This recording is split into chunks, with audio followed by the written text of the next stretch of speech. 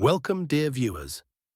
You are watching Ruslan Belov's channel, and today we present another daily review of events on the Ukrainian front. It is noteworthy that exactly today marks the 4-year milestone since the beginning of the war, essentially opening the 5th year of the confrontation. Few could have imagined at the very beginning how events would develop and how protracted this conflict would turn out to be. The question of when and how the war might come to an end remains equally opaque. Zelensky and the globalist circles standing behind him show no desire for a ceasefire, and this is quite understandable since the continuation of the war serves their interests. The protracted conflict methodically depletes Russia's resources, while the fate of the Ukrainian military holds no value for these forces. In this scheme, Ukraine acts merely as a tool in the hands of European politicians and American Democrats. It is telling that the only politician who seems genuinely interested in ending this war is Donald Trump. For him, the Ukrainian conflict is an obstacle, not an opportunity. It is much more advantageous for Trump to freeze this hotbed of tension and shift all his attention to Washington's main strategic adversary, China. Ukraine is not among the priorities of the current American administration, which explains the complete cessation of financial support for Kyiv. The US maintains only intelligence cooperation and Starlink supplies, just enough so that the front does not completely collapse and Russia continues to suffer losses. For Washington, such a position is also quite beneficial. Meanwhile, China remains in the role of the main beneficiary of everything that is happening. Beijing quietly supplies military goods to both sides of the conflict, both Ukraine and Russia. As some Russian experts aptly note, China has simply struck gold on this war. Let's now move directly to the review of the operational situation on the front. But first, a traditional request. If you regularly watch our episodes and haven't subscribed to the channel yet, please do so right now. Your subscription is a real contribution to the development of the channel and an opportunity to continue this work. Today I will share with you the information I have, although most of it has not yet been confirmed by objective control footage, visual evidence. Nevertheless, there are two sectors from which video evidence has indeed arrived. We will start with them. The direction of the Vostok, East Group. Here, Russian fighters have advanced almost 2 kilometers to the west of the urban-type settlement of Zelusni, moving towards the Hulyapol district with a general vector towards Orikhiv. The strategic goal in this sector is formulated clearly: to reach Orikhiv, bypass the city, cut off key logistical supply lines, and thus establish control over it. It was precisely to thwart these plans that Syrskyi's offensive was directed, to force the Vostok Group to go on the defensive and abandon its offensive impulse. However, this plan of the Ukrainian command failed. The group not only did not stop, but continues to confidently move westward. Yesterday, I already announced that good news was expected from this sector. Well, what I have just told you is only a small part of it. In the coming days, much more encouraging information will come from this direction. From the Dnipropetrovsk direction, pro-Ukrainian sources report that the settlements of Otradne, Hai, Novo Oleksivka, and Aristopol have come under the full control of the Ukrainian Armed Forces, AFU. Other villages and settlements in this area of the Dnipropetrovsk region are in the grey zone. Some of them are controlled by Russian troops, some by Ukrainian. The situation here is extremely dynamic and changing rapidly. Some sources speak of colossal AFU losses with minimal results, while others, on the contrary, claim the liberation of 200 to 300 square kilometers of territory. At the same time, no verified data from this direction is currently being received. The last confirmed landmark was Turnov, where the forward positions of the AFU were recorded. The informational noise around this direction is massive, but no tangible and documentarily confirmed results have been published yet. Some pro-Ukrainian resources are already painting the map in favor of Kyiv without backing it up with a single piece of evidence. Let us remind you, separate AFU units did indeed enter a number of settlements, but they were destroyed by Russian Army FPV crews. It is too early to talk about real control over these villages. Novo Pavlivka area. This is exactly where the second confirmed footage came from, though of a completely different nature. It is not about an advance, but about its consequences for the enemy. Mountains of Ukrainian military bodies. Without exaggeration, literally mountains. An AFU unit fell into an ambush. Russian fighters offered them to lay down their arms and surrender, but they tried to break through. The attempt failed. In Novo Pavlivka itself, the situation remains unchanged. Part of the town is under Russian control, part under Ukrainian, and no significant dynamics are observed here yet. Fryshine area. Battles for the central part of the settlement continue. Russian troops already control most of Fryshine, which is evidenced by the current combat operations map. Now there is active pressure aimed at shifting the focus of the fighting to the northern part of the village. Those who regularly follow the frontline reports know very well, Fryshine is absolute hell. The advance comes with exceptional difficulty for Russian troops, much like the battles in the Shakov area once did. And yet, a turning point has emerged, and there is reason to hope that this bloody battle will finally end in March. In parallel with this, further west, Russian units are closely approaching Siriivka, another large and strategically important village. There are no active battles for it yet, but capturing Siriivka is extremely necessary in order to reliably secure the entire eastern flank, the Fryshine and Pokrovsk area, from potential enemy counterattacks. Dnipropetrovsk direction. Yesterday we analyzed the situation here in detail, and there is no fundamentally new information for today, so let's move on. Pavlivka area. In this sector, Russian troops have bogged down somewhat. Meanwhile, it is of great strategic importance, and serious hopes are pinned on it.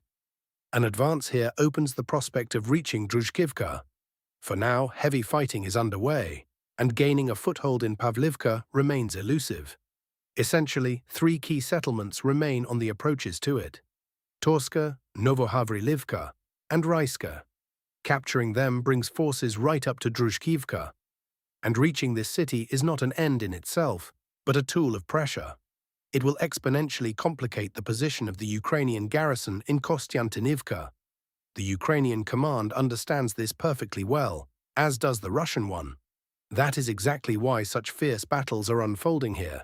The AFU is holding on to every house, every stronghold, while Russian troops are not weakening their pressure. Kostiantynivka direction. No significant changes. Heavy fighting everywhere. In the Stepanivka area, it is still impossible to knock the AFU out of the northern part of the village. In the Ilinivka area, Russian units entered the settlement but could not consolidate their positions there. In the Berostok area, the map formally shows Russian control, but the AFU regularly conducts counterattacks and periodically breaks into the settlement limits, so this control cannot be called stable. Within the city itself, urban combat continues, although its intensity is relatively low, and it is unlikely to ever reach the intensity we saw in Toretsk or Bakhmut. The reason is simple: tactics have changed significantly. The bet is now placed on flanking maneuvers rather than head-on clashes in urban areas.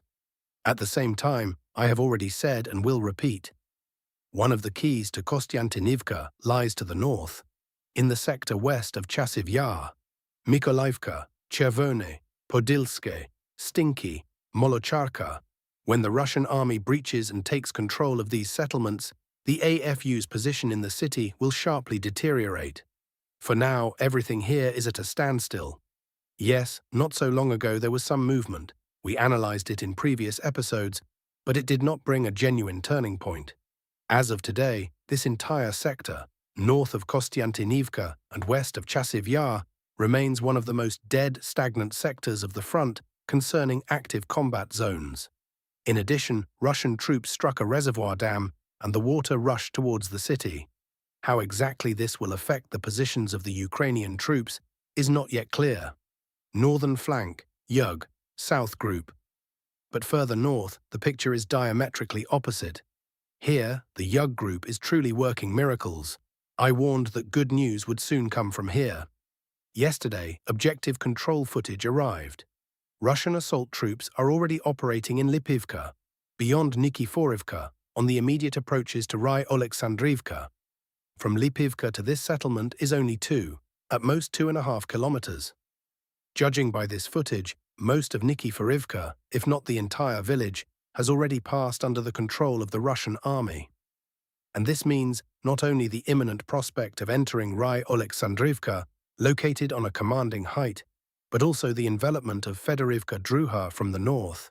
Additionally, information is coming in about Russian progress in the battles for the heights in the Kriva Luka area. Observing the development of events in this sector, one understands more and more clearly the battle for Sloviansk is steadily approaching. Krasny Lyman direction. Here today there is both fresh news and video materials. Russian troops continue to press in the Drobyshev area. There are also reports of advances in the direction of Staryi Caravan and Brusivka. This is the exact route Russian forces are taking to advance toward these two settlements.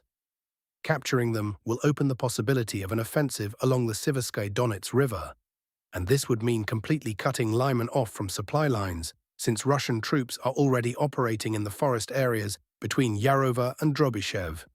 Advances are being recorded here. Video materials from forward positions have been received from this area. As of today, there are also changes directly in the Lyman area. Russian sources report assault units of the Russian armed forces are taking new positions under enemy fire on the outskirts of the city, in the Komunalny micro-district. The zone of control of Russian troops on the eastern approaches to the city has expanded by more than 700 meters. The entire territory marked in red on the map has currently come under the control of the Russian armed forces, and it is not excluded that the real zone of control is even wider. Apparently, the adjacent line of combat contact is also in the hands of Russian forces. Thus, we see that Russian troops are entering the city from several directions at once. Previously, video materials came from here, then from there, today, from this point, and earlier active operations were recorded here and here. Approaches from different sides create the conditions for the eastern part of Lyman to soon pass under the control of the Russian army. The AFU's position here is critical. Supply lines are virtually cut off. Some sources claim that the group is supplied exclusively by drones, while others report that the Ukrainian military manages to build pontoon crossings over the river and supply troops using regular vehicles. However, it is necessary to remind you, the entire river is under continuous fire control of the Russian side. FPV crews are actively working on any crossing attempts, and artillery is striking the crossings. That is all for this direction today. Kupansk direction. Regarding Kupansk itself, there is no significant news today. However, yesterday objective control footage was received from this sector. Russian assault groups are operating in the Kuryilivka 1 micro-district. This is a fundamentally important defensive node, upon which essentially the entire AFU defense system in Kuryilivka as a whole rests. It is not excluded that encouraging news will come from here in the near future as well. At the same time, drawing definitive conclusions based on a single piece of objective control footage precisely from this sector, of course, shouldn't be done. We all know perfectly well how difficult everything is here. How best to put it? Ambiguous, let's say. The fact is that geolocations and objective control footage from the AFU often do not reflect what is really happening on the Russian side. Therefore, it is necessary to wait for additional confirmations here in order to state with certainty. Yes, there is indeed progress, and it is real. In general, we expect the arrival of a larger amount of objective control footage today, after the holidays, so that in tomorrow's episode we can analyze the frontline situation, relying on confirmed evidence of advancement. That's all I have regarding the situation directly on the front. Let's move on to the political agenda, political bloc. Meanwhile, Zelensky has publicly spoken out against the withdrawal of Ukrainian troops from Donbass and categorically rejected holding elections without being provided with proper security guarantees, while the United States insists that elections take place by summer. The actor once again stated that he completely rules out the withdrawal of Ukrainian troops from Donbass, even if this specific condition would allow achieving a ceasefire. According to him, such a step would inevitably split Ukrainian society and would be tantamount to abandoning hundreds of thousands of citizens living in these territories. At the same time, Zelensky is convinced that Ukraine will ultimately regain the lost lands. However, he admits that this is only a matter of time, citing an acute shortage of weapons in the AFU. Under present conditions, he understands victory primarily as the preservation of the country's state independence. Exactly how he intends to return the occupied territories, this fantasist, of course, did not say.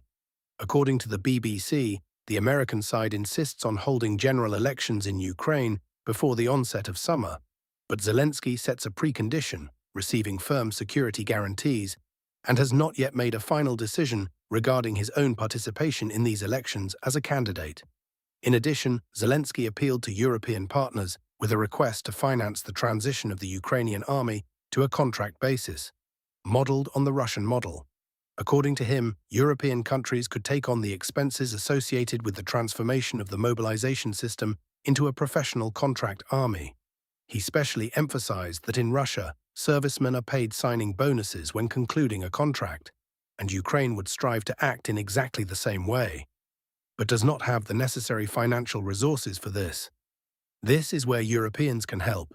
The Europeans are not funding this program yet, the comedian stated. Meanwhile, the threat of a real financial catastrophe looms over Ukraine as early as April. Ukrainian deputies are in no hurry to pass another draconian bill on increasing the tax burden dictated by the IMF to an already impoverished population.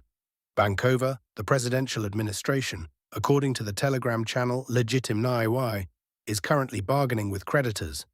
The process of soft informational preparation of public opinion has already been launched, with an emphasis on the fact that the deputies are the culprits of what is happening. In reality, we are talking about individual parliamentary groups that refuse to vote for the bill not out of compassion for the people, but in the hope of bargaining for certain preferences for themselves. The entire Ukrainian elite thinks solely about its own benefit, but in no way about the people. Not all colleagues have a sense of an impending financial catastrophe.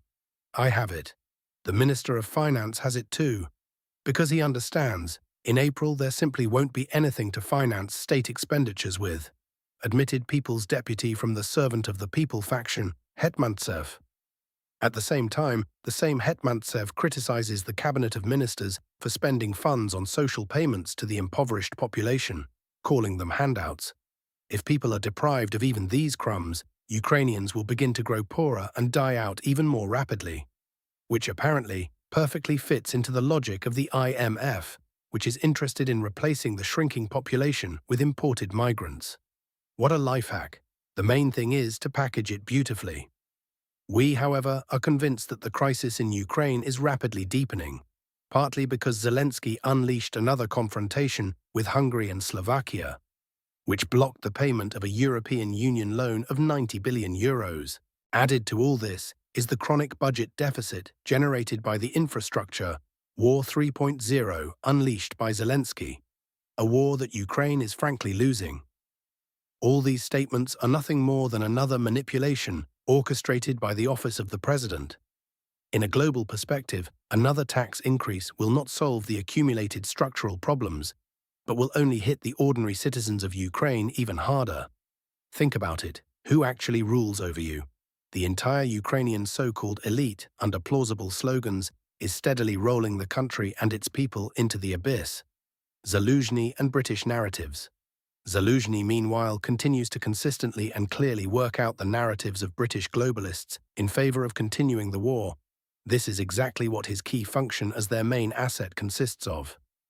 He made his latest programmatic statement at the venue of the leading British think tank, Chatham House.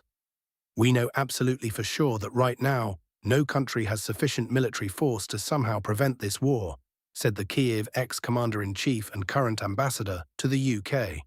In his assessment, this war has spawned a fundamentally new reality in which former ideas about deterrence and the balance of power have lost their relevance and simply stopped working.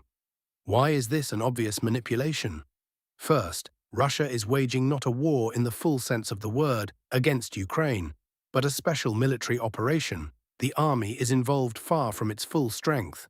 Ukraine, on the contrary, has exhausted almost 100% of its human resources and material capabilities. Second, Russia still has a powerful trump card in reserve in the form of tactical and strategic nuclear weapons, something Kyiv does not have and has never had. Third, about 70% of NATO countries openly fight or provide support on Ukraine's side, while the rest participate indirectly. On Russia's side, there are practically no allies, with the exception of the DPRK. Even Belarus is involved only indirectly and at about 10% of its capabilities, providing airspace and target designation systems. If Russia mobilized its potential fully to 100%, analogous to what Ukraine did, the war would end in a short time. However, this would entail global consequences for the entire world order and create a real risk of the conflict escalating into World War III. With his statement, Zelusni delivered another media blow to Zelensky. In doing so, he completely closes his window of opportunity for a peaceful settlement, a window that he was not going to use anyway, but now even the illusion of such an opportunity is being artificially eliminated. The British are driving Zelensky into a game in which he simply has no room for maneuver left.